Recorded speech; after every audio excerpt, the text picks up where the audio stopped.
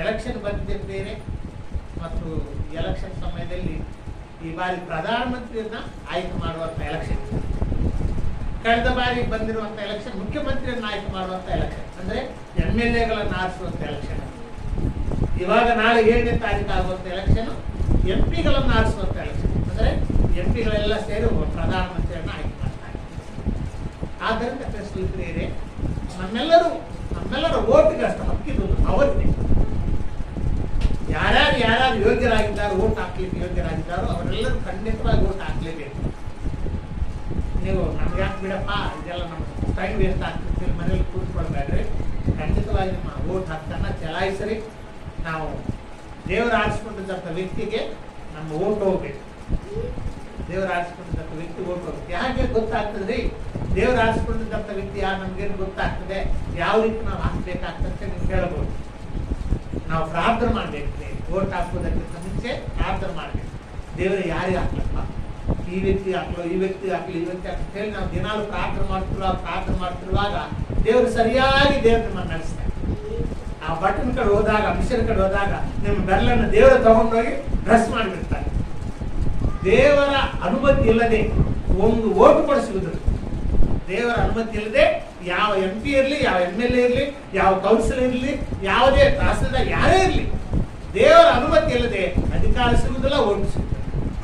ಅದಕ್ಕಾಗಿ ಬೈಬಲ್ ಹೇಳುವುದೇನಪ್ಪ ಅಂತ ಹೇಳಿದ್ರೆ, ಪ್ರತಿ ಮನುಷ್ಯನು ತನ್ನ ಮೇಲಿರುವ ಅಧಿಕಾರಿಗಳಿಗೆ ಅಧೀನನಾಗಿರಲಿ. ರೋಮಾಪತ್ರಿಕೆ 11ನೇ ಅಧ್ಯಾಯದಲ್ಲಿ ನಾವು ಓದಿಕೊಂಡಿದ್ದೇವೆ. 1ನೇ ವಚನವನ್ನು ಓದ್ತಾ ಇದ್ದೀನಿ. ರೋಮಾಪತ್ರಿಕೆ 13. ಪ್ರತಿ ಮನುಷ್ಯನು ತನ್ನ ಮೇಲಿರುವ ಅಧಿಕಾರಿಗಳಿಗೆ ಅಧೀನನಾಗಿರಲಿ. ಯಾಕಂದ್ರೆ ದೇವರಿಂದ ಹೊರತು ಒಬ್ಬರಿಗೂ ಅಧಿಕಾರ ಇರುವುದಿಲ್ಲ. ಇರುವ ಅಧಿಕಾರಿಗಳು ದೇವರಿಂದ ನೇಮಿಸಲ್ಪಡ್ತಾರೆ. ದೇವರಿಂದಲೇ ನೇಮಿಸಲ್ಪಡ್ತಾರೆ ಅಧಿಕಾರಿಗಳೆಲ್ಲರೂ ಕೂಡ. ಕೊಡಲ್ಪಟ್ಟಿರುವಂತ ಅಧಿಕಾರ ದೇವರಿಂದಲೇ ಬರ್ತದೆ. ದೇವರ ಅಪ್ಪನ ಇಲ್ಲದೆ, ದೇವರ ಇಷ್ಟ ಇಲ್ಲದೆ ಯಾರಿಗೂ ಅಧಿಕಾರ ಸಿಗುವುದಿಲ್ಲ.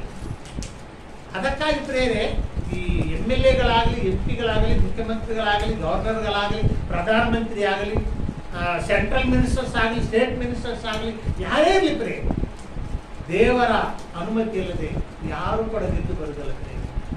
ಅದಷ್ಟೇ ಅಲ್ಲ, ನಮ್ಮ ಚರ್ಚ್ಗಳಲ್ಲಿ ಕೂಡ ದೇವರು ಆರಿಸಿಕೊಂಡವರು ಮಾತ್ರ ಅಧಿಕಾರ ಸಿಗ್ತದೆ. ದೇವರು ಯಾರನ್ನು ಆರಿಸ್ಕೊಳ್ತಾರೆ ಅವ್ರು ಮಾತ್ರ ದೇವರ ಸೇವಕರಾಗ್ತಾರೆ. ದೇವರು ಆರಿಸ್ಕೊಳ್ಳೋದಿದ್ರೆ ಸ್ವಂತ ಪ್ರಯತ್ನದಿಂದ ಯಾವ ದೇವರ ಸೇವಕರು ಆಗೋದಿಲ್ಲ ಪ್ರೇರೆ. ಚರ್ಚ್ಗಳಲ್ಲಿ ಕೂಡ, ದೊಡ್ಡ ದೊಡ್ಡ ಚರ್ಚ್ಗಳಲ್ಲಿ ಕೂಡ ಅಧಿಕಾರ, ಒಳ್ಳೆ ಅಧಿಕಾರಗಳು ಇರ್ತಾವೆ. ಅವರಲ್ಲಿ ಕೂಡ ಕೆಲವು ಪವರ್ಸ್ ಇರ್ತಾರೆ. ನಾವು ನಮ್ಮ ಬ್ಯಾಪ್ಟಿಸ್ಟ್ ಸಭೆ, ಇಂತಹ ಸಭೆಗಳು ಸುಮಾರು 765 ಸಭೆಗಳು ನಮ್ಮ ಡಿನಾಮಿನೇಷನ್ ಅಲ್ಲಿವೆ. ಅಲ್ಲಿ ಕೂಡ 2 ವರ್ಷಕ್ಕೊಮ್ಮೆ ವೋಟಿಂಗ್ ನಡೀತಾರೆ. 765 ಸಭೆಗಳಿಗೆ ಯಾರು ನಾಯಕರಾಗಿರಬೇಕು ಅನ್ನುವಂಥದ್ದನ್ನ ಅಲ್ಲಿ ವೋಟ್ ಹಾಕಿ ತೀರ್ಮಾನ ಮಾಡ್ತಾರೆ. ಈಗ ಸುಮಾರು ನಾನು 10 ಬಾರಿ ಈ ನಮ್ಮ 10 ವರ್ಷ ನಮ್ಮ ಈ KBSS ನಲ್ಲಿ ಒಬ್ಬ ಪದಾಧಿಕಾರಿಯಾಗಿ ಆಯ್ಕೆ ಆಗಲಿ. ಈಗಲೂ ಅದರಲ್ಲಿ ಇದ್ದೇನೆ. ನಾನು 10 ವರ್ಷಗಳಿಂದ ಇದ್ದೇನೆ. 2 ವರ್ಷಕ್ಕೊಮ್ಮೆ ಹೊಸವಾಗಿ ಅದು ರಿಪೀಟ್ ಆಗಬೇಕು ಮತ್ತು ವೋಟಿಂಗ್ ಆಗ್ತದೆ, ಬೇರೆಯವರು ಬರಬೇಕು. ಆದ್ರೆ 10 ವರ್ಷಗಳಿಂದ ನಾನು ಬರ್ತಾನೆ ಇದ್ದೀನಿ. 10 ವರ್ಷಗಳಿಂದ 2 ವರ್ಷಕ್ಕೊಮ್ಮೆ ಆದ್ರೂ ಕೂಡ 10 ವರ್ಷಕ್ಕೆ ಬರ್ತಾನೆ. ದೇವರ ಅನುಮತಿ ಇಲ್ಲದೆ, ದೇವರ ಅಪ್ಪನೆ ಇಲ್ಲದೆ ಯಾರು ಕೂಡ ಗೆದ್ದು ಬರ್ತಾರೆ. ಅಲ್ಲಿ ನಮ್ಮ ಇದರಲ್ಲಿ ಕೂಡ ಒಬ್ಬ ವ್ಯಕ್ತಿಗೆ ವೋಟ್ ಹಾಕುವ ಅಂದ್ರೆ ನಮ್ಮ ವೋಟ್ ಕೂಡ ಇರ್ತದೆ. ಒಬ್ಬ ವ್ಯಕ್ತಿ ಪ್ರೆಸಿಡೆಂಟ್ ಅನ್ನ ನೇಮಕ ಮಾಡುವಂತದ್ದನ್ನ ನಾನು ಯೋಚನೆ ಮಾಡ್ತಾ ಇದ್ದೀನಿ. ಇಂಥ ವ್ಯಕ್ತಿ ನಾನು ವೋಟ್ ಹಾಕುವ, ಅವನು ಪ್ರೆಸಿಡೆಂಟ್ ಆಗಿರ್ಲಿ ಅಂತೇಳಿ ಮನಸ್ಸಿನಲ್ಲಿ ಯೋಚನೆ ಮಾಡ್ಕೊಂಡೆ. ಬಹಳ ಮಂದಿ ಬಂದು ಕೇಳ್ತಾರೆ, ಭಾಷೆ ನಮ್ಕೊಂಡು ಕೇಳ್ತಾರೆ. ಆದ್ರೆ ಮನಸ್ಸಲ್ಲಿ ತೀರ್ಮಾನ ಮಾಡ್ಕೊಂಡಿದೆ, ಇಂಥ ವ್ಯಕ್ತಿಗೆ ವೋಟ್ ಕೊಡೋಣ ಅಂತ ಹೇಳಿ. ಆ ರಾತ್ರಿ ಯೇಸು ಸರ್ ಬಂದ. ಯೇಸು ಸರ್ ಬಂದು ಏನ್ ಹೇಳಿದ್ರು ಗೊತ್ತಾ? ಅವ್ನಿಗೆ ವೋಟ್ ಕೊಡ್ಬೇಡ, ಅವನಿಗೆ ವೋಟ್ ಕೊಡ್ಬೇಡ, ಏನ್ ಕೊಡ್ಬೇಕನ್ನೋದು ಹೇಳಲಿಲ್ಲ, ಅವ್ನಿಗೆ ಮಾತ್ರ ಕೊಡ್ಬೇಡ. ದೇವರು ಯಾವ ರೀತಿ ಮಾರ್ಗದರ್ಶನ ಕೊಡ್ತಾರೆ ನೋಡಿ. ಆಮೇಲೆ ನನ್ನ ಮನಸ್ಸಲ್ಲಿ ತೀರ್ಮಾನ ಮಾಡ್ತಾರೆ. ಅವ್ನು ಈಗಲೂ ನೆನೆಸ್ತಾ ಇದ್ದಾನೆ, ನಾನು ಕೊಡ್ತೀನಿ ಅಂತ ಹೇಳಿ. ಈಗಲೂ ನೆನೆಸಿದ್ದಾನೆ. ಯೇಸು ಬಂದು ಹೇಳಿದ್ರೆ ಅವ್ನು ಕೊಡ್ಬೇಡ ಅಂತ ಹೇಳಿ. ಪ್ರಿಯರೇ, ದೇವರ ಅಪ್ಪನೇ ಇಲ್ಲದೆ, ದೇವರ ಅನುಮತಿ ಇಲ್ಲದೆ ಯಾರಿಗೂ ವೋಟ್ ಸಿಗುದಿಲ್ಲ, ಯಾರು ಗೆದ್ದು ಬರುವುದು. ಆದ್ರೆ ಪ್ರಾರ್ಥನೆ ಮಾಡಿದ್ರೆ ಈಗ ನಮಗೆ ಪ್ರಧಾನಮಂತ್ರಿ ಆಗುವಂಥದ್ದು ಈ ಎಲೆಕ್ಷನ್. ಯಾರು ಪ್ರಧಾನಮಂತ್ರಿ ಆಗ್ತಾರೆ ಅನ್ನುವಂಥದ್ದನ್ನ ನಾಳೆ 7ನೇ ತಾರೀಕು ನಾವು ಮಾಡುವಂಥ ವೋಟ್ಗಳನ್ನ ಎಣಿಕಾದಂತ ಆಗ್ತದೆ. ಬಟ್ MP ಎಲೆಕ್ಷನ್ಗಳಲ್ಲಿ ಪ್ರಧಾನಮಂತ್ರಿಯನ್ನು ಆರಿಸ್ತಾ ಇರ್ತಾರೆ. ಹಾಗಾದ್ರೆ ಪ್ರಿಯರೇ, ನಾವು ಈ ಆದಿತ್ಯವಾರದಲ್ಲಿ ಧ್ಯಾನ ಮಾಡುವುದೇನಪ್ಪ ಅಂತ ಹೇಳಿದ್ರೆ, ದೇವರ ಅನುಮತಿ ಇಲ್ಲದೆ ಯಾರು ಕೂಡ ಬಿದ್ದು ಬರುವುದಿಲ್ಲ, ದೇವರ ಅನುಮತಿ ಇಲ್ಲದೆ ಯಾರಿಗೂ ಅಧಿಕಾರ ಬರುವುದಿಲ್ಲ ಧ್ಯಾನ ಮಾಡುತ್ತಾ ಇದ್ದಾರೆ. ಹಾಗಾದ್ರೆ ಒಂದು ಪ್ರಶ್ನೆ ಬರ್ತದೆ, ಹಾಗಾದ್ರೆ ಆರಿಸಿಕೊಂಡು ಬಂದಿದ್ದ ಇವರು ಎಷ್ಟೋ ಚರ್ಚೆಗಳನ್ನು ನಾಶ ಮಾಡಿದ್ದಾರೆ. ಈಗ ಸುಮಾರು 10 ವರ್ಷಗಳ ರೆಕಾರ್ಡ್ ತೆಗೆದರೆ 10 ವರ್ಷಗಳ ರೆಕಾರ್ಡ್ ಅಲ್ಲಿ ಸಾವಿರಾರು ಚರ್ಚ್ಗಳಿಂದ ಬುಲ್ಡೋಜರ್ ಹಾಕಿ ಸುಟ್ಟು ಬಿಟ್ಟಿದ್ದಾರೆ. ಬುಲ್ಡೋಜರ್ ಹಾಕಿ ಕೆಲವು ಚರ್ಚ್ಗಳು ಸುಟ್ಟು ಬಿಟ್ಟಿದ್ದಾರೆ, ಕೆಲವು ಚರ್ಚ್ಗಳು ಬೀಳಿಸಿಬಿಟ್ಟಿದ್ದಾರೆ. ಈಗಲೂ ಕೂಡ ಮಣಿಪುರ್ ಸ್ಟೇಟ್ ಅಲ್ಲಿ ದಿನಾಲೂ ಕ್ರೈಸ್ತರನ್ನು ಕೊಲೆ ಮಾಡ್ತಿದ್ದಾರೆ. ಪ್ರತಿದಿನ ಒಬ್ಬರಲ್ಲ ಇಬ್ಬರಲ್ಲ ಕ್ರೈಸ್ತರನ್ನು ಕೊಲೆ ಮಾಡ್ತಾ ಇದ್ದಾರೆ. ಈಗಲೂ ಕೂಡ 10 ವರ್ಷಗಳು ನಡೀತಾ ಇದೆ. ಯಾರು ಕೂಡ ಹೋಗಿ ಅದನ್ನು ಪರಿಷ್ಕಾರ ಮಾಡುವುದಿಲ್ಲ. ಕ್ರೈಸ್ತರಿದ್ದಾರೆ, ಬಹಳಷ್ಟು ಮಂದಿ ಕ್ರೈಸ್ತರಿದ್ದಾರೆ ಮಣಿಪುರದಲ್ಲಿ. ಕ್ರೈಸ್ತರಿಗೆ ತುಂಬಾ ತೊಂದರೆಗಳಾಗ್ತಾ ಇದೆ. ಬೈದಿಗಳನ್ನ ಸುಟ್ಟು ಹಾಕ್ಬಿಡ್ತಾ ಇದ್ದಾರೆ, ಚರ್ಚ್ಗಳನ್ನು ಒಡೆದಾಕ್ತಾ ಇದ್ದಾರೆ, ಪಾಸ್ಟರ್ಗಳನ್ನು ಕೊಲೆ ಮಾಡ್ತಿದ್ದಾರೆ. ಆದ್ದರಿಂದ ಪ್ರಾರ್ಥನೆ ಮಾಡಿ, ನೀವು ಇಂಥವ್ರು ಕೊಡ್ರಿ ಅಂತ ನಾನು ಹೇಳುತ್ತಾ ಇಲ್ಲ. ಪ್ರಾರ್ಥನೆ ಮಾಡಿ, ದೇವರೇ ನಾನು ಯಾರಿಗೆ ಓಟ್ ಕೊಡ್ಬೇಕಪ್ಪ, ನೀನೇ ನನ್ನನ್ನ ಸರಿಯಾದ ಮಾರ್ಗದರ್ಶನ ಕೊಡಪ್ಪ, ನೀನೇ ನನ್ನನ್ನ ನಡೆಸಪ್ಪ, ಯಾರಿಗೆ ಕೊಡ್ಬೇಕು ನಿನ್ನ ಚಿತ್ತದಂತ ಆಗ್ಲಿ, ನನ್ನ ಚಿತ್ತ ಬೇಡಪ್ಪ ನಿನ್ನ ಚಿತ್ತದಂತ ಆಗ್ಲಿ ಅಂತೇಳಿ ಪ್ರಾರ್ಥನೆ ಮಾಡಿ. ಇನ್ನೂ 2 ದಿನ ಟೈಮ್ ಇದೆ. ಆದ್ದರಿಂದ ಕ್ರಿಸ್ತರೇ, ಸರಿಯಾದ ವ್ಯಕ್ತಿಯನ್ನ ನಾವು ಆರಿಸಬೇಕಾಗಿದೆ. ದೇವರು ಆರಿಸಿಕೊಂಡಿದ್ದಂಥ ವ್ಯಕ್ತಿಯನ್ನ ಆರಿಸಬೇಕಾಗಿದೆ. ಅವರು ನಮಗೆ ಉಪಕಾರ ಮಾಡದಿದ್ರೂ ಪರವಾಗಿಲ್ಲ, ಕ್ರೈಸ್ತರಿಗೆ ಅಪಕಾರ ಮಾಡಬಾರ್ದು, ಚರ್ಚ್ಗಳನ್ನು ಸುಡಬಾರ್ದು, ಚರ್ಚ್ಗಳನ್ನು ಬೆಳೆಸಬಾರ್ದು, ಕ್ರೈಸ್ತರ ಪಾದ್ರಿಗಳನ್ನು ಸಾಯಿಸಬಾರ್ದು. ಅಂತ ಒಂದು ಗೌರ್ಮೆಂಟ್ ಬರಲಿ, ಎಲ್ಲರನ್ನು ಸಮಾನವಾಗಿ ನೋಡುವಂತ ಒಂದು ಗೌರ್ಮೆಂಟ್ ಬರಲಿ. ಕ್ರೈಸ್ತರಿಗೆ ಯಾಕೆ ಹಿಂಸೆಗಳು, ಕ್ರೈಸ್ತರಿಗೆ ಯಾಕೆ ತೊಂದರೆಗಳು, ಕ್ರೈಸ್ತ ಚರ್ಚ್ಗಳನ್ನು ಯಾಕೆ ಹಾಳು ಮಾಡ್ತಾ ಇದ್ದಾರೆ, ಅದನ್ನು ಆಲೋಚನೆ ಮಾಡಿಕೊಂಡು ಪ್ರಾರ್ಥನೆ ಮಾಡ್ತಿದ್ದೇನೆ. 2 ದಿನ ಟೈಮ್ ಇದೆ. ದೇವರೇ ಸರಿಯಾದಂಥ ವ್ಯಕ್ತಿಯನ್ನು ನಾವು ಓಟ್ ಬೇಕಾಗಿದಪ್ಪ, ನೀನೇ ಮಾರ್ಗದರ್ಶನ ಕೊಡು ಅಂತ ಹೇಳಿ ಪ್ರಾರ್ಥನೆ ಮಾಡಿ ಆಮೇಲೆ ಮುಂದಕ್ಕೆ ಹೋಗುತ್ತೇವೆ. ಸರಿ, ನಾವಿಲ್ಲಿ ಬೈಬಲನ್ನು ನಾವು ನೋಡುವಾಗ ಪ್ರಿಯರೇ, ಸರಿ ದೇವರೇ ಅಧಿಕಾರ ಕೊಡುವುದಾದ್ರೆ, ಯಾರೇ ಒಬ್ಬ ವ್ಯಕ್ತಿಯನ್ನ ದೇವರು ಆರಿಸಿದ್ರೆ ಬರುವುದಿಲ್ಲ ಅಂತ ನೀವು ಹೇಳ್ತೀರಲ್ಲ, ಮತ್ತೆ ದೇವರು ಆರಿಸಿ ಬಂದವರು ಎಷ್ಟೋ ಮಂದಿ ತಪ್ಪುಗಳನ್ನು ಮಾಡಿದವರು, ಎಷ್ಟೋ ಮಂದಿ ತಪ್ಪುಗಳನ್ನು ಮಾಡಿ, ಅನ್ಯಾಯಗಳನ್ನು ಮಾಡಿ, ಅಕ್ರಮಗಳನ್ನು ಮಾಡಿ, ಎಷ್ಟೋ ತೊಂದರೆಗಳನ್ನು ಮಾಡಿದವರಿದ್ದಾರೆ ದೇವರು ಆರಿಸಿಕೊಂಡಿದ್ದಂಥ ವ್ಯಕ್ತಿಗಳು. ಮತ್ತೆ ಅಂಥವ್ರನ್ನ ದೇವರು ಯಾಕೆ ಆರಿಸಿಕೊಂಡ ಅಂತ ನೀವು ನಮ್ಗೆ ಕೇಳಬಹುದು. ನೋಡ್ರಿ, ಇರ್ಮಿಯನ ಗ್ರಂಥದಲ್ಲಿ ನಿಮಗೊಂದು ವಾಕ್ಯ ನಾನು ತೋರಿಸ್ತೇನೆ ಪ್ರಿಯರೇ. ಇರ್ಮಿಯ ಗ್ರಂಥ 27 ಅಧ್ಯಾಯ, ಇರ್ಮಿಯ ಗ್ರಂಥದಲ್ಲಿ 27 ಅಧ್ಯಾಯದಲ್ಲಿ ಒಂದು ವಚನ ತೋರಿಸ್ತೇನೆ. ಇರ್ಮಿಯ ಗ್ರಂಥ 27 ಅಧ್ಯಾಯ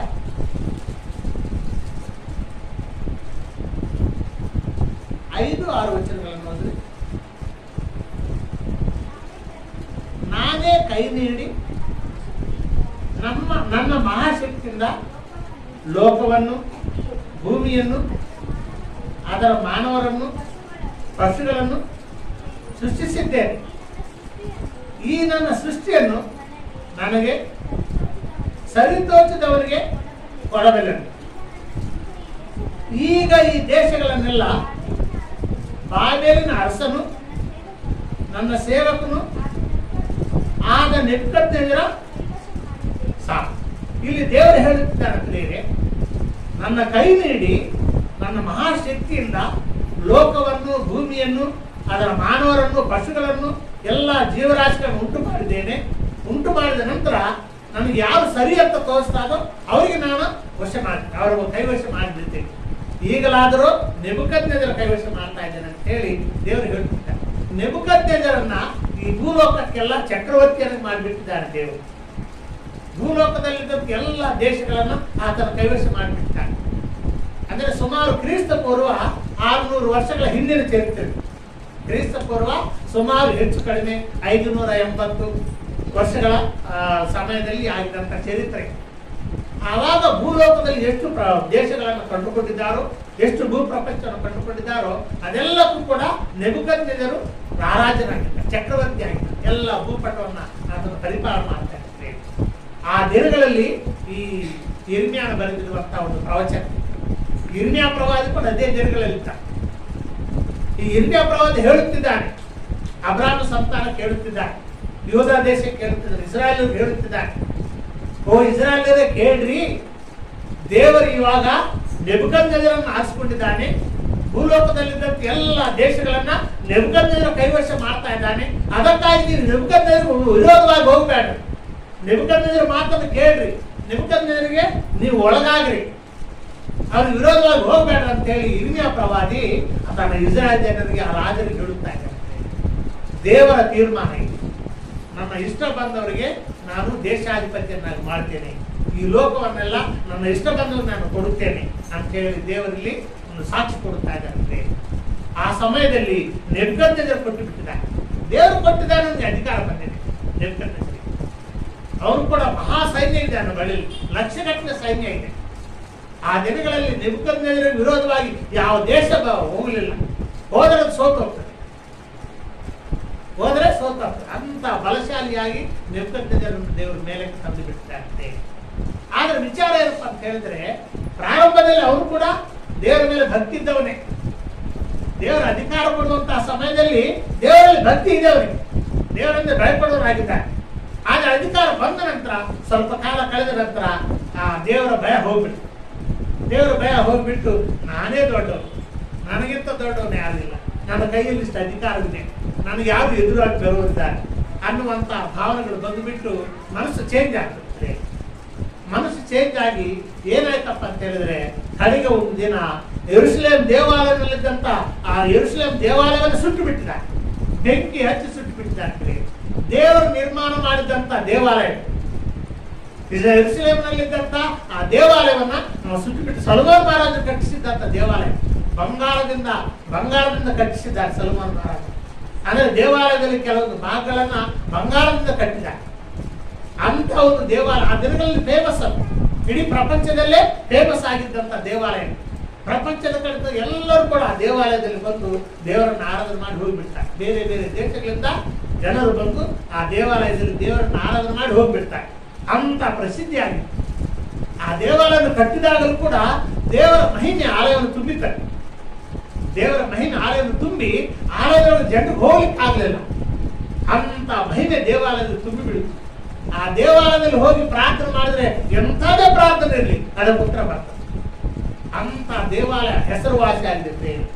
ಅಂತ ದೇವಾಲಯವನ್ನ ಈ ನೆಬೂಕದ್ನೆಚ್ಚರ ಒಂದಾನೊಂದು ಕಾಲದಲ್ಲಿ ಹೋಗಿ ಸುಟ್ಟು ಬಿಡ್ತಾರೆ. ಮತ್ತು ದೇವರು ಆರಿಸಿಕೊಂಡಿದ್ದವನಲ್ಲ, ದೇವರು ಆರಿಸಿಕೊಂಡಿದ್ದಂತ ವ್ಯಕ್ತಿ ಈ ಕೆಲಸ ಏನ್ ಮಾಡೋಣಪ್ಪ? ಪ್ರೇರೆ, ಆ ದಿನಗಳಲ್ಲಿ ಇಸ್ರಾಯೇಲರು ದೇವರಿಗೆ ಅವಿಧೇಯರಾಗುತ್ತೆ. ಅಬ್ರಹಾಮನ ಸಂತಾನವಾಗಿದ್ದಂತ ಇಸ್ರಾಯೇಲರು ದೇವರಿಗೆ ಅವಿಧೇಯರಾಗಿ ತಮ್ಮ ಇಷ್ಟ ಬಂದಾಗ ನಡ್ಲಿಕ್ಕೆ ಶುರು ಮಾಡಿಬಿಡ್ತಾರೆ. ದೇವರು ಮೊದಲೇ ಹೇಳಿದ್ದಾರೆ, ಇರ್ಮಿಯಾ ಪ್ರವಾದಿ ಮೂಲಕ ಹೇಳಿದ್ದಾರೆ, ನೀವು ವಿಗ್ರಹಾರಾಧನೆ ಮಾಡಬೇಡ್ರಿ, ಯೆಹೋವ ದೇವರನ್ನು ಬಿಡಬೇಡ್ರಿ, ಬೇರೆ ದೇವರಿಗೆ ಪೂಜೆ ಮಾಡಬೇಡ್ರಿ, ದೇವ್ರಿಗೆ ಕೋಪ ಬರ್ತದೆ, ನಿಮ್ಗೆ ತೊಂದರೆ ಬರ್ತದೆ, ನಿಮ್ಗೆ ಕಷ್ಟ ಆಗ್ತದೆ, ಶತ್ರುಗಳು ಬಂದು ನಿಮ್ಮ ಮೇಲೆ ಯುದ್ಧ ಮಾಡ್ತಾರೆ, ಈ ರೀತಿ ಮಾಡಬೇಡ್ರಿ ಅಂತ ಹೇಳಿ ಇರ್ಮಿಯಾ ಪ್ರವಾದಿ ಎಷ್ಟೋ ಬಾರಿ ಹೇಳಿದ್ದಾನೆ, ಅವರಿಗೆ ಎಷ್ಟೋ ಬಾರಿ ಹೇಳಿದ್ದಾನೆ. ಆದ್ರೆ ಅಬ್ರಹಾಮನ ಸಂತಾನವನ್ನು ಮಾತನ್ನು ಕೇಳಲಿಲ್ಲ. ಇರ್ಮಿಯಾ ಈ ರೀತಿ ಹೇಳಿದ್ದಾನೆ, ನೆಬೂಕದ್ನೆಚ್ಚರ ಬರ್ತಾನೆ, ಚಕ್ರವರ್ತಿ ಆಗಿರುವಂತ ನೆಬೂಕದ್ನೆಚ್ಚರ ಬರ್ತಾನೆ, ದೇವಾಲಯವನ್ನು ಸುಟ್ಟು ಬಿಡ್ತಾನೆ, ಈ ರಾಜರನ್ನ ಬಂದಿ ಮಾಡಿ ಹೊತ್ಕೊಂಡು ಹೋಗ್ತಾನೆ ಅಂತ ಹೇಳಿ ಇರ್ಮಿಯಾ ಪ್ರವಾದಿ ಹೇಳಿದ್ದಾರೆ. ಇರ್ಮಿಯಾ ಈ ರೀತಿ ಹೇಳುತ್ತಿದ್ದಾರೆ ಅಂತ ಹೇಳಿ ಆ ಇರ್ಮಿಯನ್ನ ಜೈಲಿನಲ್ಲಿ ಹಾಕ್ಬಿಟ್ಟ. ಇರ್ಮಿಯಾ ಪ್ರವಾದಿಯನ್ನ ಜೈಲಿನಲ್ಲಿ ಹಾಕಿಬಿಡ್ತಾರೆ. ಅವ್ನು ಊಟವನ್ನು ಸರಿಪಡಬೇಡ, ದಿನಕ್ಕೊಂದು ರೊಟ್ಟಿ ಅವ್ರಿಗೆ ಕೊಟ್ಟಿದ್ದು, ದಿನಕ್ಕೊಂದು ರೊಟ್ಟಿ ಕೊಟ್ಟಿದ್ದಾರೆ. ಕೆಲವು ದಿವಸಗಳು ನೀರಿಲ್ಲದಂತ ಬಾವಿಗಳಿಗೆ ಹಾಕಿಬಿಟ್ಟಿದ್ದಾರೆ ಅವರು ಇರ್ಮಿಯಾ ಪ್ರವಾದಿ. ಅವರು ದೇವರಿಗೆ ಅವಿಧೇಯರಾಗಿದ್ದಾರೆ, ವಿಗ್ರಹಾರಾಧನೆ ಶುರು ಮಾಡಿಬಿಟ್ಟಿದ್ದಾರೆ. ನಿಜವಾದ ದೇವರನ್ನು ಮರೆತು ಬಿಟ್ಟು ವಿಗ್ರಹಾರಾಧನೆ ಶುರು ಮಾಡಿಬಿಟ್ಟಿದ್ದಾರೆ. ವಿಗ್ರಹಗಳನ್ನು ತಂದು ಆ ದೇವಾಲಯದಲ್ಲಿ ಇಟ್ಟುಬಿಟ್ಟಿದ್ದಾರೆ. ಆ ರೀತಿ ಇಸ್ರಾಯೇಲರು ದಾರಿ ತಪ್ಪಿದ್ದಾರೆ. ದೇವರು ಎಷ್ಟೋ ಬಾರಿ ಇರ್ಮಿಯನ ಮುಖಾಂತರವಾಗಿ ಹೇಳಿದ್ದಾನೆ. ಒಂದು ಬಾರಿ ಅಲ್ಲ, 2 ಬಾರಿ ಅಲ್ಲ, 100 ಬಾರಿ ಹೇಳಿದ್ದಾರೆ. ಆದ್ರೂ ಕೂಡ ಅವರು ಮಾತು ಕೇಳಲಿಲ್ಲ. ಆ ರಾಜರು ಕೂಡ ಮಾತು ಕೇಳಲಿಲ್ಲ, ಇರ್ಮಿಯಾ ಪ್ರವಾದಿ ಮಾತು ಕೇಳಲಿಲ್ಲ. ಲಾಸ್ಟ್ ಒಂದು ದಿನ ನೆಬೂಕದ್ನೆಚ್ಚರ ಬರ್ತಾನೆ, ಆ ಯೆರೂಸಲೇಮಿನಲ್ಲಿದ್ದಂಥ ದೇವಾಲಯವನ್ನ ಬೆಂಕಿಯನ್ನು ಸುಟ್ಟು ಬಿಡ್ತಾನೆ. ಆ ಯೆರೂಸಲೇಮಿನಲ್ಲಿದ್ದಂಥ ರಾಜರನ್ನು ಕೂಡ ಬಂದಿ ಮಾಡ್ಕೊಂಡು ಹೋಗ್ಬಿಡ್ತಾನೆ. ಎಷ್ಟೋ ಮಂದಿನ ಕೊಲೆ ಮಾಡಿಬಿಡ್ತಾನೆ. ಬರೇ ಬಡವರನ್ನ ಮಾತ್ರ ಅಲ್ಲಿ ಉಳಿಸಿ ಉಳಿದವರೆಲ್ಲವನ್ನ ದಾಸರನ್ನಾಗಿ ಗುಲಾಮರನ್ನಾಗಿ ಮಾಡಿಕೊಂಡು ತನ್ನ ದೇಶಕ್ಕೆ ಬಗಲೋದ್ ದೇಶಕ್ಕೆ ಹೊತ್ಕೊಂಡು ಹೋಗ್ತಾರೆ. ದೇವರು ಆರಿಸಿಕೊಂಡಿದ್ದಂತ ವ್ಯಕ್ತಿ ಇಂಥ ಕೆಲಸ ಯಾಕೆ ಮಾಡಿರಪ್ಪ ಅಂತ ಹೇಳಿದ್ರೆ, ಅಲ್ಲಿ ದೇವರ ಭಯ ಹೋಗ್ಬಿಟ್ಟಿದೆ. ದೇವರ ಭಯ ಹೋಗಿಬಿಟ್ಟು ದೇವರಿಗೆ ಅವಿಧೇಯರಾಗಿ ನೋಡ್ಕೊಳ್ತಾ ಇದ್ದಾರೆ. ಕ್ರಿಯೆಯರೇ, ನೀವಿರ್ಲಿ ನಾವಿರ್ಲಿ, ಯಾರೇ ಇರ್ಲಿ, ದೇವರ ಭಯ ಬಿಟ್ಟು ದೇವರಲ್ಲಿ ಭಯಭಕ್ತರಾಗಿ ನಡೆದು ಬಿಟ್ಟು ನಮ್ಮ ಇಷ್ಟ ಬಂದಾಗ ನಾವು ನಡ್ಕೊಳ್ತಾ ಇದ್ರೆ ದೇವರು ಸುಮ್ಮನೆ ಇರುವುದಿಲ್ಲ. ಯಾರೋ ಒಬ್ಬರ ಶತ್ರುವನ್ನ ಕಳಿಸ್ಕೊಳ್ತಾರೆ, ಯಾರೋ ನಮ್ಮ ವಿರೋಧಿಗಳು ಮೇಲ್ಗೈ ಹಾಕ್ತಾರೆ ನಮ್ಮ ಮೇಲೆ. ಅವಾಗ ತಿಳ್ಕೊಳ್ಬೇಕು, ಅಯ್ಯೋ ನಮ್ಮ ಭಕ್ತಿ ಕಡಿಮೆ ಆಗಿದೆ, ನಾವು ದಾರಿ ತಪ್ತಾ ಇದ್ದೇವೆ, ನಾವು ದೇವರನ್ನು ನೆನೆಸ್ತಾ ಇಲ್ಲ, ದೇವರ ಮಾರ್ಗ ನಡೀತಾ ಇಲ್ಲ, ಅದಕ್ಕೆ ನಮಗೆ ಕಷ್ಟ ಬಂದಿದೆ. ಯಾವಾಗಾದ್ರೂ ಒಂದು ಕಷ್ಟ ಬಂದಿದ್ದಾಗ ತಿಳ್ಕೊಳ್ಬೇಕು, ಇಲ್ಲಾದ್ರೆ ನಾವು ತಪ್ಪು ಮಾಡಿದ್ದೇವಾ, ಇಲ್ಲಾಂದ್ರೆ ನಾವು ದೇವರನ್ನ ಹಿಂದೆ ಹಾಕಿದ್ದೇವಾ, ದೇವರ ಮಾರ್ಗ ನಡೆದೇನಾದ್ರೂ ಹಿಂದೆ ಬಿದ್ದಿದ್ದೇವಾ ಅನ್ನುವಂಥದ್ದನ್ನು ವಿಚಾರ ಮಾಡ್ಕೊಳ್ಬೇಕು. ನಮ್ಮ ಸಂಸಾರದಲ್ಲಿ ಆಗಲಿ, ನಮ್ಮ ಜೀವನದಲ್ಲಿ ಆಗಲಿ, ನಮ್ಮ ಮಕ್ಕಳ ವಿಷಯದಲ್ಲಾಗಲಿ ಏನಾದ್ರೂ ಕಷ್ಟ ಆಗುತ್ತಿದ್ರೆ, ಏನಾದ್ರೂ ಕಷ್ಟ ಆಗ್ತಾ ಇದ್ರೆ ಅವಾಗ ಯೋಚನೆ ಮಾಡ್ಬೇಕು. ಇಲ್ಲಾದ್ರೂ ಏನು ಫಾಲ್ಟ್ ನಡೀತಾ ಇದೆ, ಏನು ತಪ್ಪು ಆಗ್ತಾ ಇದೆ ಅನ್ನುವಂಥದ್ದನ್ನ ನಾವು ಅರಿತು ಮಾಡ್ಕೊಳ್ಬೇಕು. ಅರಿತು ಮಾಡ್ಕೊಂಡು ಪರೀಕ್ಷೆ ಮಾಡ್ಬೇಕು, ಯಾರಿಂದ ಆಗ್ತಾ ಇದೆ, ಮನೇಲಿ ಯಾರು ತಪ್ಪು ಮಾಡ್ತಿದ್ದಾರೆ ಅನ್ನುವಂಥದ್ದನ್ನ ಅರಿತು ಮಾಡ್ಕೊಳ್ಬೇಕು. ಆವಾಗ ಮತ್ತು ದೇವರ ಮುಂದೆ ಬೆಳೆದ್ರೆ ದೇವ್ರು ತೋರಿಸ್ಕೊಡ್ತಾರೆ, ದೇವರೇ ಯಾರಿಂದ ಆಗ್ತಾ ಇದೆ ತೋರಿಸ್ಕೊಡ್ತಾರೆ. ಯೆಹೋಶುವನ ಗಂಡದಲ್ಲಿದೆ ಒಂದಾನೊಂದು ಸಮಯದಲ್ಲಿ ಯೆಹೋಶುವ ಸೈನ್ಯಾಧಿಪತಿ ಆಗಿದ್ದ. ಇಸ್ರಾಯೇಲರನ್ನ ಕಾನಾನ್ ದೇಶಕ್ಕೆ ಕರ್ಕೊಂಡು ಹೋಗುವಂತ ಒಂದು ಜವಾಬ್ದಾರಿಯನ್ನ ಯೆಹೋಶುವ ಕೊಟ್ಬಿಡ್ತಾರೆ. ಈಗ ಮೋಶೆ ಇಲ್ಲ, ಮೋಶೆ ತೀರ್ಕೊಂಡು ಹೋದ. ಯೆಹೋಶುವ ಹೋಗುತ್ತಿರುವ ಒಂದು ಸ್ಥಳದಲ್ಲಿ ಯುದ್ಧಕ್ಕೆ ಹೋದ ಕೂಡಲೇ ಯುದ್ಧದಲ್ಲಿ ಇಸ್ರಾಯೇಲರು ಸೋತು ಹೋಗ್ತಾರೆ, ಕೆಲವೊಂದು ಸತ್ತು ಹೋಗ್ತಾರೆ ಇಸ್ರಾಯೇಲರು. ಆಮೇಲೆ ಓಡಿ ಬರ್ತಾರೆ, ತಮ್ಮ ಪಾಲಿಗೆ ಓಡಿ ಬರ್ತಾರೆ ಇಸ್ರಾಯೇಲರೆಲ್ಲರೂ. ಓಡಿ ಬಂದು ದೇವರ ಮುಂದೆ ಬೇಡ್ತಾರೆ, ಅಯ್ಯೋ ದೇವರೇ, ನಮ್ಗೆ ಯಾಕೆ ಸೋತೋಗಿದ್ದೇವೆ, ನಾವು ನಿನ್ನ ಮಕ್ಕಳಾಗಿದ್ದೇವೆ, ಅಬ್ರಹಾಮನ ಸಂತಾನವಾಗಿದ್ದೇವೆ, ನೀವು ಈ ದೇಶವನ್ನು ಕೊಡ್ತಂತ ವಾಗ್ದಾನ ಮಾಡಿದ್ರ, ಏನಾಯ್ತು, ಯಾಕಾಯ್ತು, ಯಾಕೆ ಸೋತೋಗಿದ್ದೇವೆ, ನಮ್ಮ ಮಂದಿ ಸತ್ತೋಗಿದ್ದಾರೆ ಅಂತ ಹೇಳಿ ದೇವರ ಮುಂದೆ ಬೇಡಿಕೊಂಡಾಗ ದೇವರು ಹೇಳುತ್ತಾರೆ, ನಿಮ್ಮಲ್ಲಿ ಒಬ್ಬವನು ಕಳು ಮಾಡಿದ್ದಾರೆ, ಕಳತನ ಮಾಡಿದ್ದಾರೆ. ಆದ್ರಿಂದ ಆ ಅಪವಿತ್ರತೆ ನಿಮ್ಮ ಸೈನ್ಯದಲ್ಲಿ ಬಂದಿತ್ತು, ಇದಕ್ಕಾಗಿ ನಿಮಗೆ ಸೋಲಾಗಿದೆ. ಆ ವ್ಯಕ್ತಿಯನ್ನು ನೀವು ಬಾಗಿಲು ತೆಗೆದುಬಿಡಿ, ಆ ಕಳು ಮಾಡಿದಂತ ವ್ಯಕ್ತಿಯನ್ನ ಹೊರಗೆ ತೆಗೆದುಬಿಡಿ, ಆವಾಗ ನಿಮಗೆ ಜಯ ಸಿಗ್ತದೆ ಅಂತ ಹೇಳ್ತಾರೆ. ಆವಾಗ ಚೀಟಿ ಹಾಕಿ ಯಾರು ಆ ವ್ಯಕ್ತಿಯನ್ನು ತೆಗೆದುಬಿಡ್ತಾರೆ, ಆ ಕಾರಣವಂತ ವ್ಯಕ್ತಿ ಹೊರಗೆ ಬರ್ತಾರೆ. ಏನ್ ಮಾಡಿ ತೋರ್ಸಪ್ಪ ಅಂತ ಹೇಳಿದ್ಮೇಲೆ, ನಾನು ಬಂಗಾರ ಕಳುವು ಮಾಡಿದ್ದೇನೆ, ಬೆಳೆಬಾಳು ಮತ್ತು ವಸ್ತ್ರಗಳನ್ನು ಕಳುವು ಮಾಡಿದ್ದೇನೆ, ನನ್ನನ್ನು ಕ್ಷಮಿಸ ಅಂತ ಹೇಳಿದ್ರೆ ಕ್ಷಮಿಸಲ್ಲ. ಆ ಜನಗಳಲ್ಲಿ ಕ್ಷಮಾಪಣೆ ಇಲ್ಲ ಪ್ರಿಯರೇ, ಅವರನ್ನು ಕಲ್ಲುಗಳನ್ನು ಹೊಡೆದು ಸಾಯಿಸ್ತಾರೆ. ಆಮೇಲೆ ಮಾತಿನ ಯುದ್ಧಕ್ಕೆ ಹೋದ್ರೆ ಯುದ್ಧದಲ್ಲಿ ಜಯ. ನಾನು ಯಾತಕ್ಕಾಗಿ ಹೇಳುತ್ತಾ ಇದ್ದೀನಪ್ಪ ಅಂತ ಹೇಳಿದ್ರೆ, ಯಾವಾಗಾದ್ರೂ ನಮಗೆ ಸಂಸಾರದಲ್ಲಿ, ನಮ್ಮ ಜೀವನದಲ್ಲಿ ಕಷ್ಟಗಳು ಒಂದರ ಮೇಲೆ ಬರ್ತಾ ಇದ್ರೆ ಒಂದು ಕೂತ್ಕೊಂಡು ವಿಚಾರ ಮಾಡಿ, ಇಲ್ಲಾದ್ರೂ ತಪ್ಪಾಗಿಲ್ಲ, ಇಲ್ಲಾದ್ರೂ ನಾವು ಮಾಡಬಾರ್ದು ಅಂತ ಮಾಡಿದ್ದೇವೆ ಅನ್ನುವಂಥದ್ದು ವಿಚಾರ ಮಾಡಿ ಮಾಡಿದ್ದೇ ಆಗಿದ್ರೆ ಸರಿಪಡಿಸ್ಕೊಳ್ಳಿ. ದೇವರೇ ಕ್ಷಮಿಸಪ್ಪ, ನನಗೆ ಗೊತ್ತಿಲ್ಲಪ್ಪ, ಇಂಥದ್ದು ತಪ್ಪಾಗಿದೆ, ನಾನು ಕ್ಷಮಿಸಪ್ಪ, ಇದು ಮುಂದೆ ಆಗುದಿಲ್ಲಪ್ಪ ಅಂತ ಹೇಳಿ ದೇವರಿಗೆ ಮಾತು ಕೊಟ್ರೆ ದೇವರು ಕ್ಷಮಿಸ್ತಾರೆ. ಈ ರೀತಿ ನಾವು ಸರಿಪಡಿಸ್ಕೊಳ್ಬೇಕಾಗಿ. ಇಲ್ಲಿ ಇಸ್ರಾಯೇಲರಿಗೆ ಹಿರಿಯ ಪ್ರವಾದ ಹೇಳಿದ್ದಾನೆ, ನೀವು ತಪ್ಪು ಮಾಡ್ತಾ ಇದ್ರಿ, ವಿಗ್ರಹವನ್ನು ಮಾಡ್ತಾ ಇದ್ರಿ, ಯೆಹೋವ ದೇವರನ್ನು ಬಿಟ್ಟಿದ್ರಿ, ಬಯಲು ದೇವತೆಗಳನ್ನ ಆರಾಧನೆ ಮಾಡ್ತಾ ಇದ್ರಿ, ಆಶೀರ್ವಾದ ದೇವತೆಗಳನ್ನ ಆರಾಧನೆ ಮಾಡ್ತಾ ಇದ್ರಿ, ದೇವಾಲಯದಲ್ಲಿ ತಂದು ವಿಗ್ರಹಗಳನ್ನು ಬಿಟ್ಟಿದ್ರಿ, ಮಕ್ಕಳನ್ನು ತೆಗೆದುಕೊಂಡು ಬಲಿ ಕೊಡ್ತಾ ಇದ್ದಾರೆ ವಿಗ್ರಹಗಳು. ಇಸ್ರಾಯೇಲ್ ಅಬ್ರಹಾಮನ ಸಂತಾನ, ದೇವರು ಸುಮ್ಮನೆ ಇರ್ತಾರೆ. ಅದಕ್ಕಾಗಿ ನೆಬೂಕದ್ನೆಚ್ಚರನನ್ನು ಕಲಿಸಿಕೊಟ್ಟಿದ್ದಾರೆ. ಈ ರೀತಿ ಕೆಲವು ಬಾರಿ ನಮಗೆ ತಪ್ಪುಗಳಾದಾಗ ಇಂಥ ಶಿಕ್ಷೆಗಳು ಕೂಡ ಬರ್ತವೆ. ಸರಿ ಪ್ರಿಯರೇ, ಆನಂತರ ಏನಾಯ್ತಪ್ಪ, ಈ ನೆಬೂಕದ್ನೆಚ್ಚರನು ಮತ್ತು ಗರ್ವಪಟ್ಟು ಬಿಟ್ಟಿದ್ದಾರೆ, ನನಗಿಂತ ದೊಡ್ಡವನು ಯಾರು ಇಲ್ಲ, ನನ್ನಂತ ಶಕ್ತಿಶಾಲಿ ಯಾರು ಇಲ್ಲ, ನನ್ನ ಸೈನ್ಯ ಯಾರು ಇಲ್ಲ, ಈ ಬಬುಲೋನ್ ದೇಶವನ್ನ ನಾನು ಕಟ್ಟಿಸಿದ್ದೇನೆ ಅಂತ ಹೇಳಿ ಬಹಳ ಗಮಂಡಿ ಗರ್ವಪಟ್ಟಿದ ಕೂಡಲೇ ಒಂದಿನ ದೇವದೂತರು ಬಂದು ಅವ್ರಿಗೆ ಹೇಳುತ್ತಾರೆ, ಒಂದು ಕನಸು ಬರ್ತದೆ, ವಿಚಿತ್ರವಾದಂತ ಕನಸು. ಆ ಕನಸು ಬಂದು ಆ ಕನಸಲ್ಲಿ ಅವ್ರಿಗೆ ತೋರಿಸ್ಕೊಡ್ತಾರೆ, ಏನೇನಾಗಿದೆ ತೋರಿಸ್ಕೊಡ್ತಾರೆ. ಯಾರಿಗೂ ಅರ್ಥವಾಗುದಿಲ್ಲ, ಅದರ ಅರ್ಥ ಗೊತ್ತಾಗುದಿಲ್ಲ. ಆಮೇಲೆ ದಾನಿಯೇಲ್ ಎಂಬ ಪ್ರವಾದಿ ಬಂದು ಅವ್ರು ನೆಬೂಕದ್ನೆಚ್ಚರನಿಗೆ ತಿಳಿಸ್ತಾರೆ, ಅಯ್ಯ ರಾಜ, ನನ್ನ ಕನಸಿನ ಅರ್ಥ ನಾನು ಹೇಳುತ್ತೇನೆ, ನೀವು ಜಾಗ್ರತೆ ಅಂತ ಕೇಳಿ. ಏನಪ್ಪ ಕನಸಿನ ಅರ್ಥ ಅಂತ ಹೇಳಿದ್ರೆ, ಸರ್ವಲೋಕದಲ್ಲಿದ್ದಂತ ದೇವರು ನಿನಗೆ ಅಧಿಕಾರ ಕೊಟ್ಟ, ಇಡೀ ಲೋಕವನ್ನೆಲ್ಲ ನಿನ್ನ ಕೈವಶ ಮಾಡಿಬಿಟ್ಟಿದ್ದಾರೆ. ನೀನು ಮನಸ್ಸು ಮಾಡಿದ್ರೆ ಯಾರನ್ನು ಕೊಲ್ಲಬೇಕಂತ ಮನಸ್ಸು ಮಾಡಿದ್ರೆ ಅವ್ರನ್ನು ಕೊಂದು ಬಿಟ್ಟಿದ್ಯಾ, ಯಾರನ್ನು ಮೇಲಕ್ಕೆ ಎಬ್ಬಿಸ್ಬೇಕಂತ ಮನಸ್ಸು ಮಾಡಿದ್ರೆ ಮೇಲಕ್ಕೆ ಎಬ್ಬಿಸಿಬಿಟ್ಟಿದ್ಯಾ, ನಿನ್ನ ಕೈಗೆ ಯಾರು ಅಡ್ಡಿ ಇರಲಿಲ್ಲ. ಈ ರೀತಿ ನೀನು ಮಾಡಿದ್ಯಾ, ದೇವರು ನಿನ್ನ ಇಷ್ಟು ಉನ್ನತ ಸ್ಥಾನಕ್ಕೆ ತಂದರೆ ನೀನು ದೇವರನ್ನು ಮಹಿಮೆಪಡಿಸಬೇಕಾಗಿತ್ತು. ಆದರೆ ದೇವರನ್ನು ಮಹಿಮೆಪಡಿಸಲಿಲ್ಲ, ದೇವರ ಮೇಲೆ ನಿನ್ನ ಗರ್ವ ಬಂದು ಬಿಟ್ಟಿದೆ, ನಿನ್ನನ್ನು ಹೆಚ್ಚಿಸ್ಕೊಂಡಿದ್ಯಾ, ಅದಕ್ಕಾಗಿ ನಿನ್ನ ಅಧಿಕಾರ ಹೋಗ್ತದೆ ಅಂತ ಹೇಳ್ತಾರೆ. ನನ್ನ ಅಧಿಕಾರ ಹೋಗ್ತದೆ, ನೀನು ಹುಚ್ಚನಾಗ್ತೀಯ, ನಿನ್ನ ಸಮಾಸ ಹೋಗ್ಬಿಡ್ತದೆ, ಜನ ನಿನ್ನನ್ನು ಓಡಿಸ್ಬಿಡ್ತಾರೆ, ಪಟ್ಟಣವನ್ನು ಬಿಟ್ಟು ಕಾಡಿನಲ್ಲಿ ನೀನು ಬದುಕಬೇಕಾಗ್ತದೆ, 7 ವರ್ಷ ನೀನು ಹುಲ್ಲು ತಿಂದು ಬದುಕಿ ಅಂತ ಹೇಳಿದ್ದಾರೆ. ಹುಲ್ಲು ತಿಂದು ಬದುಕಿದ್ಯಾ. ಸರ್ವಲೋಕದಲ್ಲಿ ದೇವದೂತರ ಬಂದು ಆ ಕನಸನ್ನು ಹೇಳ್ತಾರೆ ನಿಮ್ಮ ಕತೆ. ಆದ್ರೆ ಅವ್ನಿಗೆ ಅರ್ಥ ಆಗುದಿಲ್ಲ. ಈ ದಾನಿಯಲ್ಲಿ ಬಂದು ಅರ್ಧ ವಿವರಿಸಿ ಹೇಳ್ತಾರೆ. ಈಗಲೇ ರೇಣುಕ ಅವರು ಹೇಳಿದ್ರು ಒಂದು ಕನಸನ, ಒಂದು ದರ್ಶನ, ಯಾರೊಬ್ಬ ವ್ಯಕ್ತಿಯನ್ನ ನಿಶ್ಚಿತ ಹಾಕಿ ಅದ್ರ ಮೇಲೆ ಮೇಲಕ್ಕೆ ಅವರು ಅಟ್ಟಿಸ್ತಾ ಇದ್ದಾರೆ, ಅವ್ರಿಗೆ ರಕ್ಷಣೆ ಆಗ್ತದೆ. ಅವರು ಹೊಲಸಿನಿಂದ ಎಬ್ಬಿಸಲ್ಪಟ್ಟಿದ್ದಾರೆ, ಮೇಲಕ್ಕೆ ಎಬ್ಬಿಸಿದ್ದಾರೆ ದೇವರು, ಖಂಡಿತ ರಕ್ಷಣೆ ಆಗ್ತದೆ. ಆ ಕನಸಿನ ಅರ್ಥ ಈ ನೆಬೂಕದ್ನೆಚ್ಚರನಿಗೆ ಗೊತ್ತಾಗಲಿಲ್ಲ. ದಾನಿಯನ್ನು ಅದರ ಅರ್ಥ ಹೇಳುತ್ತಾರೆ.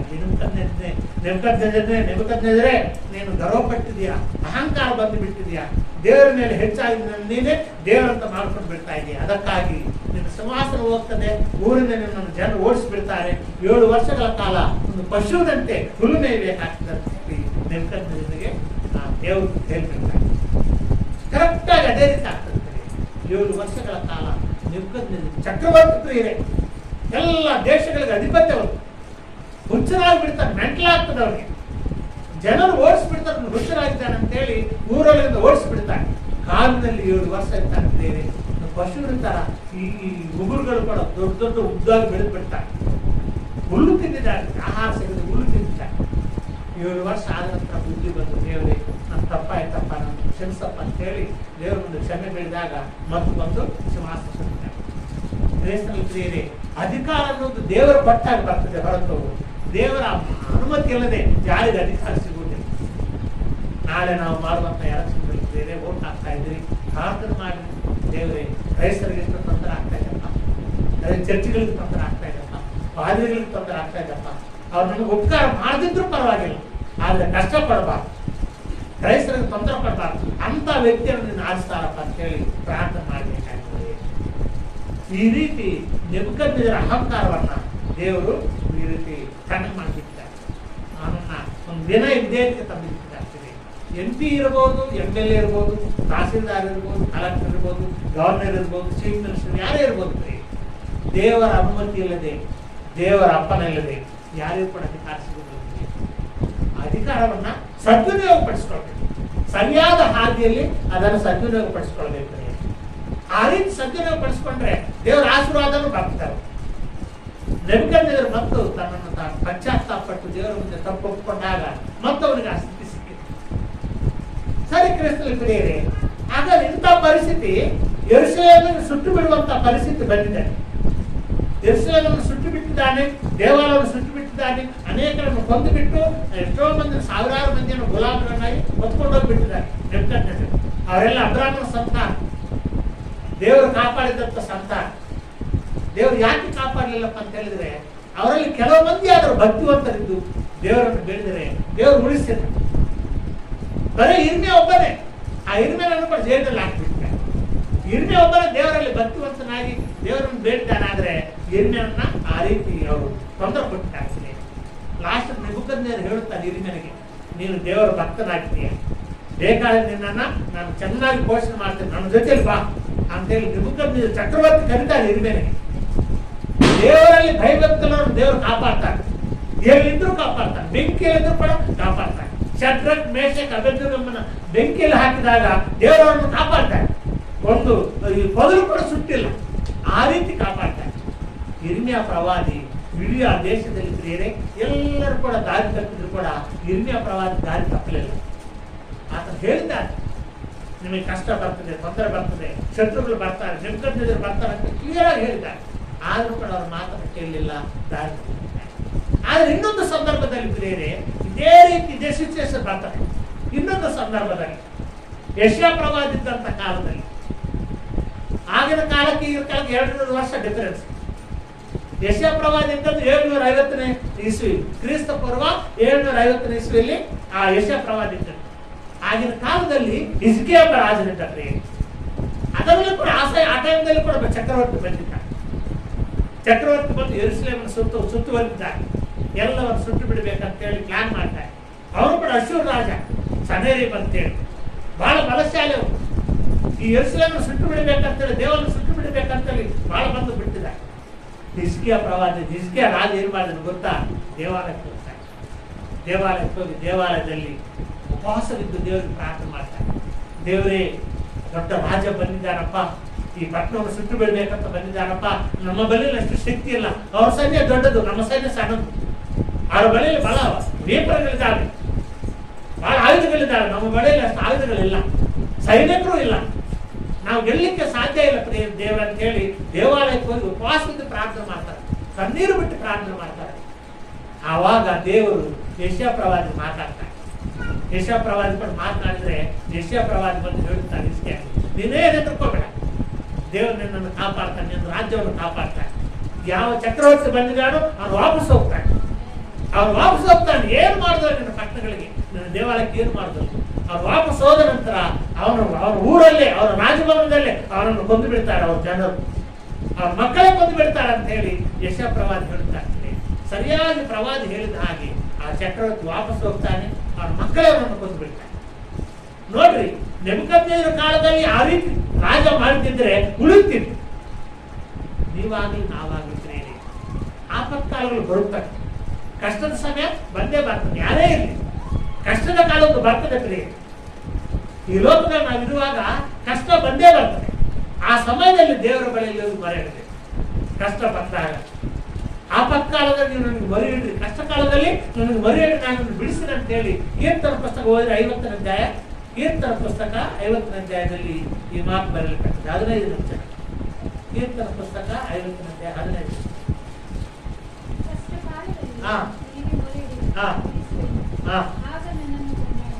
ಕಷ್ಟ ಕಾಲದಲ್ಲಿ ನನಗೆ ಮೊರೆಯಿಡ್ರಿ, ಬಿಡಿಸು.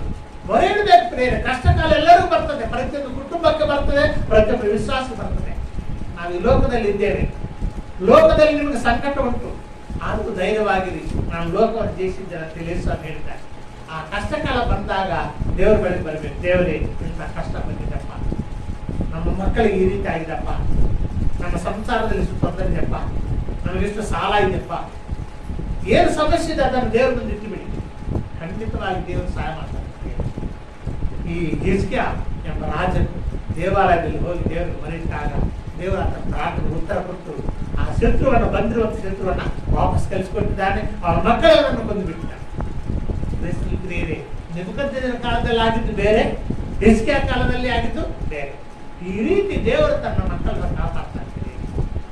ಸರಿ, ದೇವರ ಅಧಿಕಾರ ಕೊಡುವಾಗ ಸ್ವಲ್ಪ ಅಂದ್ರೆ ಯಥಾರ್ಥತೆ ಇರ್ತದೆ. ಸುಮ್ಮನೆ ಕೊಡೋದಿಲ್ಲ ಅಧಿಕಾರ, ಯಾರಿಗೆ ಕೊಡ. ದೇವರೊಬ್ಬರಿಗೆ ಅಧಿಕಾರ ಕೊಡ್ತಾರಪ್ಪ ಅಂತ ಹೇಳಿದ್ರೆ ದೇವರ ಮೇಲೆ ಸ್ವಲ್ಪ ಭಕ್ತಿ ಇರ್ತದೆ, ಸ್ವಲ್ಪ ದೇವರ ಬಳಿಯಲ್ಲಿ ಹೋಗಿ ವಿನಯ ವಿಧೇಯತೆ ಕೇಳ್ಕೊಳ್ತಾನೆ. ಆ ಕಾರಣದಿಂದ ಏನೋ ಒಂದು ನೋಡ್ತಾರೆ ದೇವರು, ಅವನಲ್ಲಿ ಒಂದು ಒಳ್ಳೆಯ ಗುಣ ನೋಡ್ತಾನೆ, ಅದನ್ನು ನೋಡಿ ಅಧಿಕಾರ ಕೊಟ್ಟು ಬಿಡ್ತಾನೆ. ಆದರೆ ಅಧಿಕಾರವನ್ನು ಸದ್ವಿನಿಯೋಗ ಪಡಿಸ್ಕೊಳ್ಬೇಕು. ಸದ್ವಿನಿಯೋಗ ಪಡಿಸ್ಕೊಂಡ್ರೆ ಒಳ್ಳೆ ಒಳ್ಳೆ ಆಶೀರ್ವಾದಗಳು ಬರ್ತದೆ.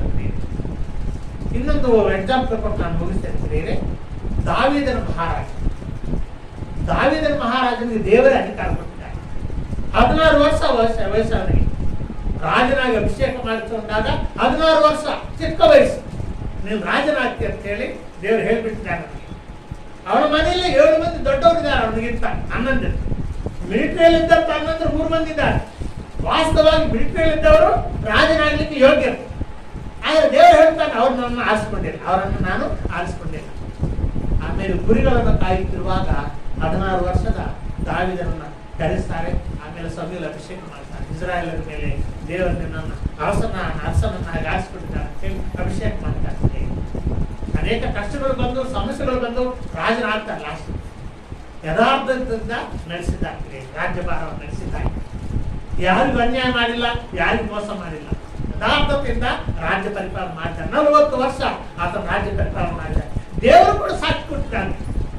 ಆತನ ಸತ್ತೋದ ನಂತರ ಅವರ ಮೊಮ್ಮಕ್ಕಳು ಕೂಡ ಆದ ನಂತರ ಆ ಮೊಮ್ಮಕ್ಕಳು ಕೂಡ ರಾಜರಾಗ್ತಾರೆ. ದಾವೀದನ ವಂಶದಲ್ಲ, ಆ ಸಿಂಹಾಸನ ಮೇಲೆ ಕೂತ್ಕೊಂಡಿದ್ದಾರೆ. ದಾವೀದನ ಮಕ್ಕಳು, ದಾವೀದನ ಮೊಮ್ಮಕ್ಕಳು ಅವರೆಲ್ಲರೂ ಒಬ್ಬರ ನಂತರ ಸಿಂಹಾಸನ ಕೂತ್ಕೊಂಡು ಬಂದಿದ್ದಾರೆ. ಆ ಮೊಮ್ಮಕ್ಕಳಿಗೆ ರಾಜರಾಗಿರುವಾಗ ಹೇಳಿದ್ದಾರೆ ದೇವರು, ನಿನ್ನ ತಂದೆಯಾಗಿರುವಂತ, ನಿನ್ನ ಪಿತೃವಾಗಿರುವಂತ ದಾವೀದನ ತಾನು ನೀನು ನಡ್ಕೊಂಡೆ. ನನ್ನ ಪಿತೃವಾಗಿರುವಂತ ದಾವೀದನು ನನ್ನ ಹೃದಯಾನುಸಾರ, ನಾನು ಹೇಳಿದಾಗ ನಡ್ಕೊಂಡಿದ್ದಾರೆ, ನೀವು ಆ ರೀತಿ ನಡೀಲಿಲ್ಲ ಅಂತ ಹೇಳಿ ದಾವೀದನು ಸತ್ತೋದ ನಂತರ ಕೂಡ ದೇವರು ಸಾಕ್ಷಿ ಕೊಡ್ತಾರೆ. ದಾವೀದನು ದೇವರು ತನಗೆ ಕೊಟ್ಟಿರುವಂತ ಅಧಿಕಾರವನ್ನ ಸದುಪಯೋಗ ಮಾಡಿಕೊಡ್ತಾರೆ, ಒಳ್ಳೆ ರೀತಿಯಿಂದ ನಡೆಸ್ಕೊಡ್ತಾರೆ. ನಾವು ದಿನಾಲು ಪ್ರಾರ್ಥನೆ ಮಾಡ್ತಾ ಇದ್ದೀವಿ, ದಿನಾಲು ಪ್ರಾರ್ಥನೆ ಮಾಡುವಂತ ಒಂದು ಅಭ್ಯಾಸ ಇದ್ರೆ ನ್ಯಾಯದ ಹಾದಿಯಲ್ಲಿ ಹೋಗ್ತಾರೆ. ದೇವರು ತಪ್ಪಾಗಿ ಕೊಡುದಿಲ್ಲ.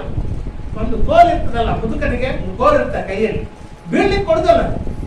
ಕೋಲ್ ಏನ್ ಮಾಡ್ತದೆ, ಅವ್ನು ಬೀಳ್ಲಿಕ್ಕೆ ಕೊಡುದಿಲ್ಲ.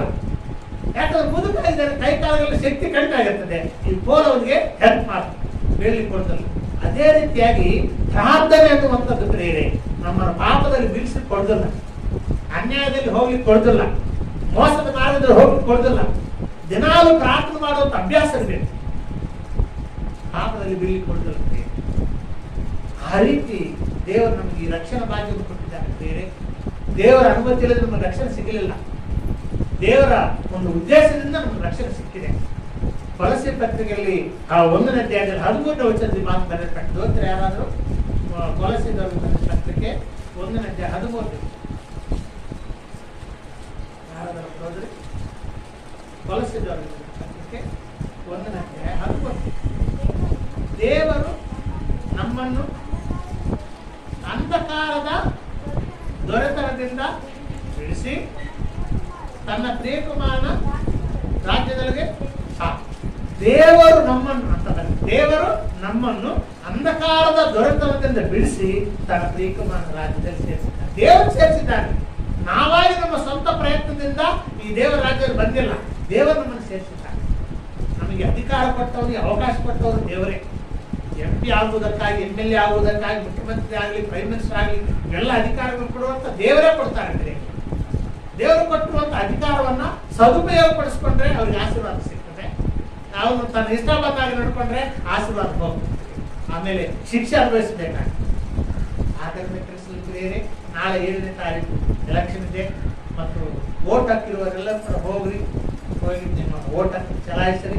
ಹೋಗುವುದಕ್ಕಿಂತ ಮುಂಚೆ ಪ್ರಾರ್ಥನೆ ಮಾಡಿ, ದೇವರೇ ನೀನು ಆರಿಸಿಕೊಂಡಿದ್ದಂಥ ವ್ಯಕ್ತಿಗೆ ನನ್ನ ಓಟ್ ಹೋಗಿ, ನೀನು ಆರಿಸಿಕೊಂಡಿದ್ದಂಥ ವ್ಯಕ್ತಿಗೆ ನನ್ನ ಓಟ್ ವ್ಯರ್ಥವಾಗಬಾರ್ದಪ್ಪ, ನೀನು ಆರಿಸಿಕೊಂಡಿದ್ದಂಥ ವ್ಯಕ್ತಿ ಹೋಗ್ಲಿ ಅಂತ ಹೇಳಿ ನೀವು ಪ್ರಾರ್ಥನೆ ಮಾಡಿ, ಪ್ರಾರ್ಥನಾಪರವಾಗಿ ಓಟ್ ಪೋಲಿಂಗ್ ಹೋಗ್ರಿ. ಖಂಡಿತವಾಗಿ ಅದು ಸದುಪಯೋಗ. ಈ ರೀತಿ ಕ್ರಿಯೆ ಭೂಲೋಕದಲ್ಲಿ ದೇವರು ಆರಿಸಿಕೊಂಡು ಜನರನ್ನು ಆರಿಸಿಕೊಂಡು ಅವರಿಗೆ ಅಧಿಕಾರ ಕೊಡ್ತಾ ಇದ್ದಾನೆ. ಅವರು ಗರ್ವಿಷ್ಠರಾದರೆ ಅವ್ರನ್ನ ದೇವರು ಶಿಕ್ಷಿಸ್ತಾನೆ. ಅವರು ವಿನಯ ವಿಧೇಯತೆಯಿಂದ ನಡ್ಕೊಂಡ್ರೆ ದೇವರವರಿಗೆ ಆಶೀರ್ವಾದ ಕೊಡ್ತಾನೆ. ಇದನ್ನು ಅರ್ಥ ಮಾಡ್ಕೊಂಡು ನಾವು ಈ ಭೂಲೋಕದಲ್ಲಿ ಜೀವಿಸೋಣ. ಆ ರೀತಿ ಮಾಡ್ಲಿಕ್ಕೆ ದೇವರು ಎಲ್ಲರಿಗೂ ತನ್ನ ಕೃಪೆಯನ್ನು ಪ್ರಸಾದಿಸಲಿ. ದೇವರ ವಾಕ್ಯಗಳನ್ನು